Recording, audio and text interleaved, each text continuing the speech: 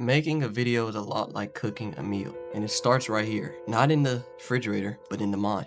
You're thinking of ideas, you're thinking of what to add, what to do, what not to do. You're looking at what others cooked or what other videos people made.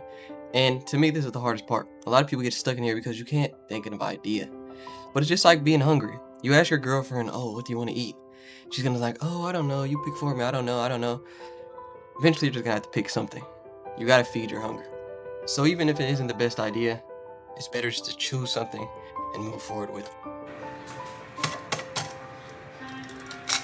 Congratulations, you got your idea. Now you're actually making your video. You're almost there.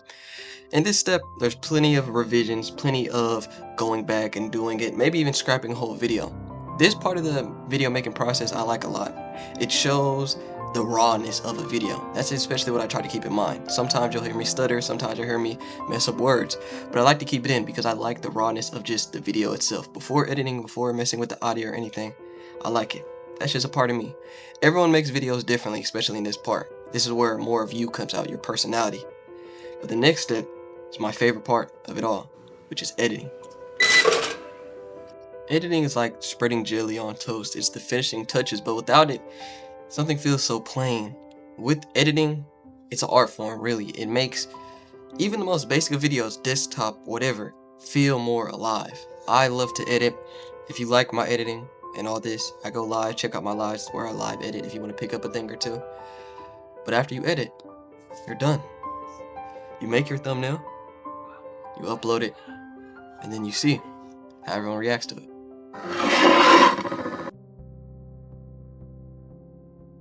But this is the hard part, because this is where cooking and content creation differentiate. When you cook, you have a lot of people that can test your products, your mom, your brother, your friend, your significant other, even yourself. If you make bad toast, you know it's bad toast, it's burnt, you're not gonna be able to eat it. But with content creation, you do not know. Because a lot of times when especially you're a smaller creator, you have no one to peer check you. Even when others are around you that watch you, they might not comment all the time and tell you where to get better. So it's your responsibility to know, did I do good? Where can I improve from? And if you do not, you become in this sleeping state, I like to say, where you're constantly doing the same type of video. I fell into this as well once, where doing the same type of video for a whole year and just wondering why I haven't blown up yet, why I haven't.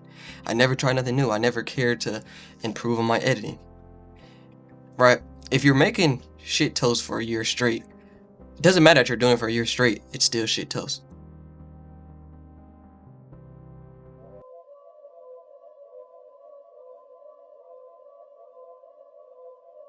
What now? The truth is, you repeat the process for pretty much ever, right? Making a video, you go through the same steps every time. It becomes easier, it becomes faster, especially in making thumbnails, editing, and you're throwing new things in there. But when does it stop? When do you finally blow up? That's something no one knows. Like, no one knows exactly. You can say, oh, this video has a highly chance to blow up, but we don't know. I did videos, I was like, oh, this is gonna for sure blow up. Does nothing. I made videos where I thought, oh, not much of it. 11K. But I realized I was getting so caught up in the after, what I cannot control. We are so obsessed with what we cannot control, but that only leads to stress. Fall in love with the process, fall in love with the editing, the thinking of ideas, the thumbnail making, all this. Fall in love with these things, because the person who can do that will flourish in this game. That's what I've learned from being on this platform for over a year, and this is my first like 2 months of actually taking it very serious as a craft. If you can love the craft, you will beat everyone around you. If you're just obsessed with becoming the best YouTuber you can and becoming the best version of like the art you can, upgrading your equipment if you need to be, upgrading your editing, how you talk and everything, you will go crazy. You will be unstoppable.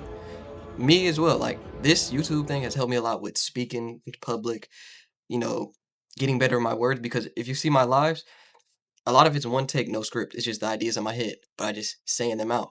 Then I restart it. Now, if you look from my newest live to my first live, it doesn't take that long for me to get out like a video recording like this, just me talking, because I can get it out all in one. That's what I love, the improvement in that. Of course, you're gonna love the views. Of course, you're gonna love the comments, all that, but don't stress about them. You can't control them.